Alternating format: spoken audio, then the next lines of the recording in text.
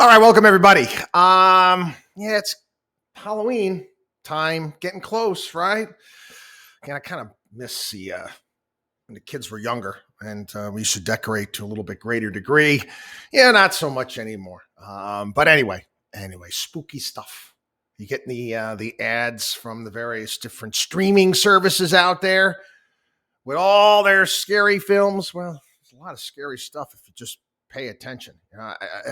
Things that are happening in the world, quite frankly, can be a hell of a lot more frightening than Jason Voorhees, if you ask me. But anyway, I'm going to talk about some spooky stuff right now. And the spooky things that I'm going to talk about have to do with the financial markets, what's taking place, and what I think is going to happen. I made this, perfectly clear over the past couple of years. The limits that the Fed has. The Fed can only do so much. Fed can only do so much. Why can the Fed only do so much? Well, you know what? Because they're limited because of our national debt. It's gone a little bit deeper than that. And some of the things I'm going to explain today, I'm going to do the best I can. Can be a bit confusing, a bit much to get your arms around. But again, I do think that this is going to force the hand of the Federal Reserve to slow the hell down. Now, again, I'm all for rates going up. I've been for rates going up for a very long period of time. I'm not a big believer, and you got a speeding car stopping it by crashing it into a wall. Not the best idea out there, quite frankly. But anyway, today our bond markets are closed. Our stock market is open. We saw what happened with, again, European bonds, in particular the UK gilts, which again sold off. Now, the UK central bank stepped up and bought a lot of these bonds because they were selling off. We saw the pound sterling, the currency drop to levels that we haven't seen in decades. And again, what they blame it on? They blamed it on tax cuts. Again, if you actually believe that, well, then there's something wrong with you. What we're looking at right now is the world's central banks have lost control of the situation. Again, this is kind of spooky. Think about it, it's spooky. And what it could cause is what we like to call a global margin call. Now, if you're not familiar with a margin call, if you borrow money to purchase securities. You borrow money to purchase securities, you're doing it on margin. A margin call, you have to maintain a certain level of capital, okay, in that account. If the capital drops, well, you have a margin call. You have to add more money into that account, or the underlying securities that you own will be sold to meet that call. Many of these pension funds, this is one of the things that really started with the UK. They engaged in financial engineering. Again, yes, financial engineering, which again is akin to what? King Midas turning lead into gold. In essence. Well, again, what's happened, and it's not just the UK, and this is why I'm talking about a global margin call and why this can come to haunt us here pretty quickly too. For years, I talked about the problems with pensions here in the United States and the fact that many of them are underfunded. Many of them have got poor performance, and they have more, their liabilities, okay, are much greater than their assets. Now, what many of these pension funds have done, government pensions, private pensions, they've gone out on margin. They've gone out and they have borrowed money to purchase more securities so they can meet their liabilities. kind of hard. A lot of the big investment for you get BlackRock and all these companies that are involved with this. And again, this is all because there's cheap credit out there, allows them to get away with this nonsense. It's called liability driven investing. That's what they engage in. Liability driven investing. You have to meet your liability. How am I going to go about meeting my liabilities? How am I going to go out and get all these money out to those people receiving pensions? Well, gee whiz. The politics they're not going to put more money into the account. So I've got to get involved in some financial engineering. I'm going to borrow money. I get interest rates are low. So then I can buy more of this government debt and get a rate of return that beats what the money is that I spent in borrowing. You get the difference there. Makes sense. And listen, it works. It works when rates are low. What happens when rates go up? What happens when rates go up? And what happens when the underlying bonds drop in value? Well, you get yourself a margin call. And this is what we're looking at. And this is spooky stuff. I'm a big believer. I don't think the central banks are going to let it, get out of control. This is why I do think that they're going to have to, ease up on the brake to some degree, because this could get pretty hairy. It really could. You're talking about pensions that are, starting to collapse. How do you go about dealing with something like that on a global scale? Again, ridiculous, easy money policies for an extended period of time does this. It does it. I was reminded, there's a book I read many, many, many moons ago. I got it somewhere over there in my stuff. I got to go pick it up again. The book's title is Manias, Panics, and Crashes. And the author has an entire chapter on basically the emergence of swindles. And one of the insights is that you get these speculative type run-ups. It's because of cheap money policies. And again, it can sow the seeds of all other types of white-collar crime. And again, I think a lot of that is with cryptos and NFTs, and we're watching all of this stuff happen right before our very eyes. Again, pretty predictable stuff. You go negative interest rates, and again, go back to 2016.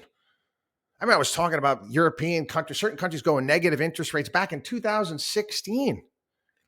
It causes all sorts of mispricing, all sorts of disconnects here, there, and everywhere. And again, spooky stuff.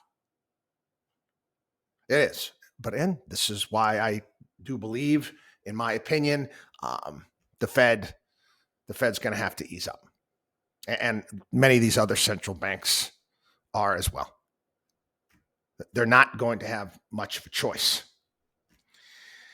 Anyway, it was another little bit of a spook today. Was Jamie Dimon, JP Morgan, having a conference, and he was coming out and talking about what he sees, and if the things, the economy's holding up really well right now, he's saying, but hey, next year can be a completely different story. Completely different story. He even floated the idea. And again, Jamie's not stupid. Okay. He's not. He knows exactly what he's saying and why he's saying it. He too, I think, is trying to force the hand of the Fed, saying, hey, listen, guys, you're going to have to ease up a little bit. Now we got to get inflation down. But again, like I've said all too often over the past couple of weeks, do we really need to blow the economy up to save it? We really need to do that? And he actually predicted recession possibility with the next 6 to 9 months. And you know what? He even said, the S&P could drop by another 20%. That I would do some serious damage overall for the overall economy. It would, again, you're talking about, crashing it. That, my friends, another 20%. That's basically a crash. The politics and what's going to happen around this, it's going to be difficult to see. Again, it's a lot of uncertainty out there, and this is why we're going to continue to see a hell of a lot of volatility in the markets. So what am I recommending? What have we been recommending all along? You got to be smart, people. You got to know, obviously it's going to be some rough sledding ahead. It's going to be some rough waters ahead, but you got to hold on to the quality. You have to hold on to the quality. You really do. Again, could Jamie Dimon be right? Yeah. But again, I think I know what he's trying to push. He doesn't want to see that happen. And they're trying to, again, get the Fed to kind of start seeing things the way that they need to see it. Again, I think more and more people are starting to see, what the hell are you guys doing, man? What the hell are you doing? Are you taking a good hard look around at what's going on right now? I don't know. Another thing, spooky. I don't believe anything. I'm just being honest, people. Okay, I don't trust Western media sources when it comes to any sort of war or conflict, and quite frankly, I don't know how anybody could. After being lied to, decade after decade, really generation after generation by the media when it comes to wars, when it comes to conflicts, whatever it may be, I don't know how you can just accept what they have to say. And we can even go back and take a look at, the Ukraine-Russia situation and how the media has portrayed it, and the amount of times we've been lied to just over the past several months. The amount of times we've been lied to by the Western media. Again, watchdog on Wall Street, axis of evil, big business, politicians, mainstream media working hand in hand to further their own needs. And again, if you don't think that big business, military industrial complex is right there. It is. Now, up until yesterday, past week or so, we've been, talking about all of these big wins by the Ukraine, and they're taking back territory and they're pushing Russia back. And, they got the bridge in Crimea that was taken out.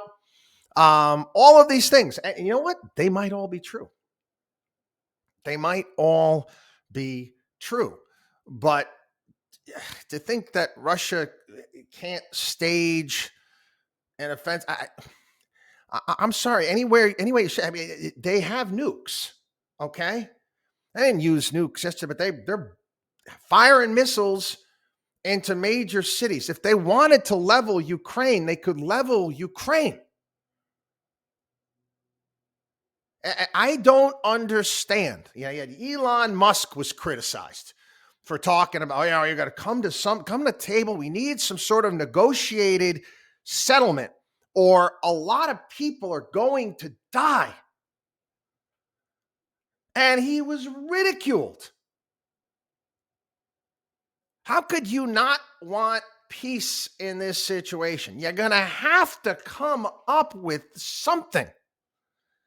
And there's some other stories out there. They keep talking about, you get this Zaporizhzhia nuclear power plant that's being shelled. And we're being told that the Russians are shelling it.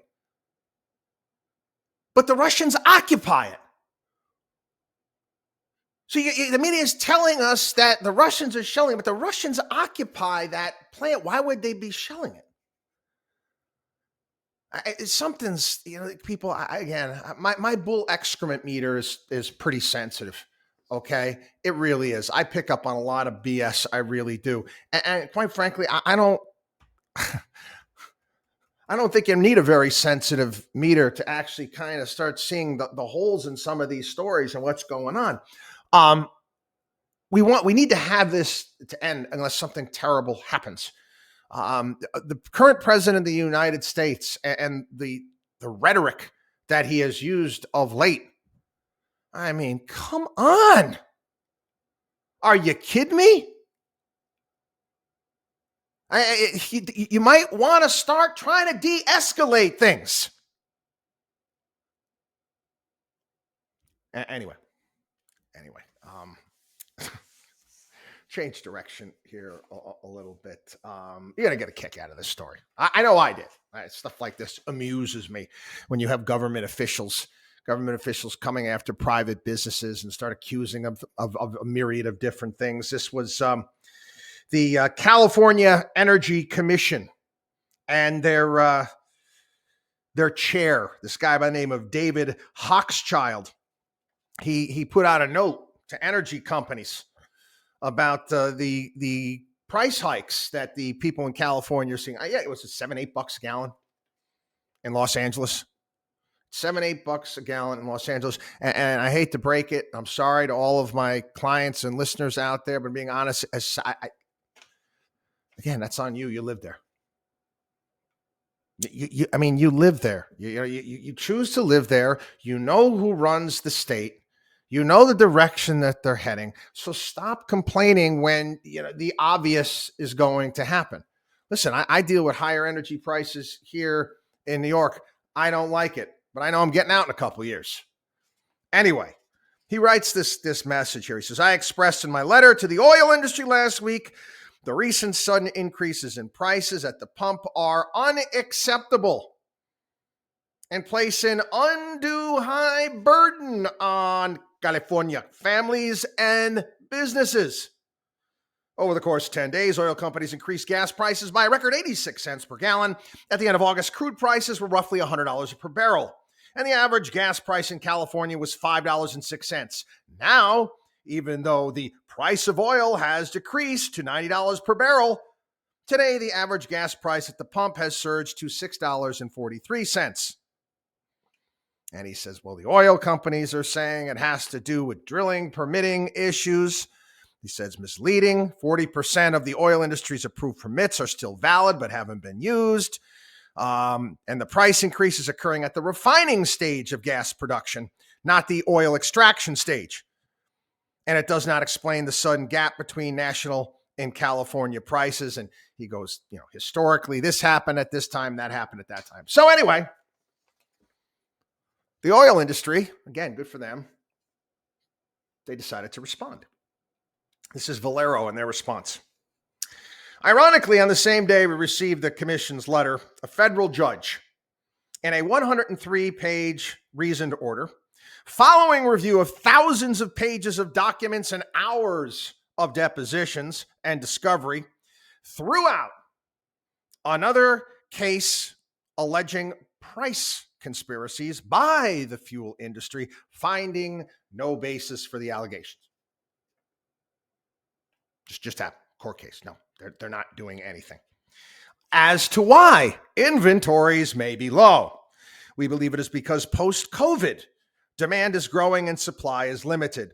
We have been endeavoring to keep our refineries at full production, and no one has produced more low-carbon renewable fuel for California market than Valero. With a very short supply market, inventories are pulled down to satisfy the demand. In fact, the commission would not want to see refiners holding inventories in a tight market. Another point, California is the most expensive operating environment in the country and a very hostile regulatory environment for refining. California policymakers have knowingly adopted policies with the expressed intent of eliminating the refining sector. Help us, but we want to kill you. Come on. California requires refiners to pay very high carbon cap and trade fees and burden gasoline with costs of the low carbon fuel standards. California regulators mandated a unique blend of gasoline that is not readily available outside of the West Coast. California is largely isolated from fuel markets of the central and eastern United States. California has posed some of the most aggressive and less expensive and limiting environmental regulatory requirements in the world. Again, all things that you know already because you listen to this program. For some reason, the California Energy Commission chair doesn't understand how his business works. Doesn't understand how the world works. And a lot of people, they don't want to understand. The easiest thing, to default setting for people who have no sort of, deep thinking ability is the oil companies are bad. They're evil. Okay. The clown of a mayor, Mayor Adams, New York. Now they're starting to turn on Biden. He's none too happy. He's calling out Biden on the border fiasco, and New York can't take it. We can't take all these migrants coming in that are getting shipped up here. We got no place to put them. I guess they're trying to cut a deal for a cruise ship. And parking it there in the Hudson River and using that to house some of the homeless. Right now, we're with some of these migrants that are coming, they're in places like Staten Island, and they've got nothing. And they're actually walking around just, begging, going door to door. They don't have anything. They're completely ill-equipped. But it's okay, because we're a sanctuary city. Sanctuary. We can declare to everybody. We can post it on our Facebook page how awesome we are. How wonderful. What good people we are here. Yeah. This is kind of interesting. Again, I didn't catch this before. I'm kind of getting wind of it now. There's some senators like, wait a second here. Federal workers, you're a government worker and you have student loans. They have programs that pay off your student loans. Now, they did that, but because they had the student loan, that whole period of time, it's still going on now where you don't have to pay back your student loans. Well, they did for these federal workers. Now they're saying because of that, and they did pay it back, that these people are actually entitled to that money. I'm not making this up. So not only did they pay down their student loans, they're now going to give tens of thousands of dollars to people. I'm at a loss here. I am, but this is going to happen unless we put a stop to it. So you get your loan paid off, but because there was the forbearance period, they're going to give you the money that they used to pay off your loan, and your loan is down, and you get the money. I mean, it's crazy. It really is. But again, it's government. Yeah, it's get a job with the government. You're set. You're set. I know Fed wants to tank the economy and all the business that we're talking about. Yeah, that unemployment rate needs to go up. Sure. Private sector, right? Government workers going to lose their jobs? Nope. It never happens. A couple stories just out of the government. Was it last? Yeah, it was on Friday. I think I talked about on the podcast. We talked about just how bad the scores were, and then we were talking about the state of Illinois. I mean, it was beyond bad. As far as the scores in schools and reading and mathematics, it's abysmal. It's embarrassing, quite frankly. It really is. But then again, we've got the education secretary, this Miguel Cardona. He keeps going around talking about how we're going to spend all this money on equity and equality and pronouns and bathrooms. Yet our test grades in this country are pathetic and sad. I always harken back to that. It was that I never watched the show, but I did see it. It was Jeff Daniels playing a anchor. News Network. I can't remember, but he goes on this rant. One of the early parts of the program, gets himself an all keep water, and he gives all these points about why America's not the greatest country in the world. And he makes a lot of them there had to do with literacy and education. This is embarrassing, people. It really is. Again, saddest thing in the world. I say it all the time. Not mine. I took it from Bronx Tale. Saddest thing in the world, wasted talent.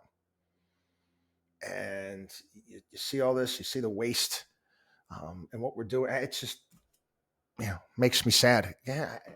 It's a lot of it has to do with the parents. And I'll say it again and again and again. Okay. More money is not going to solve the problem. It's not. The parents don't care. The kids don't care. It's just that simple. Anyway, have a great day. Everybody, watchdogonwallstreet.com is our site. All sorts of great stuff for you to check out there. Watchdogonwallstreet.com. We'll see you.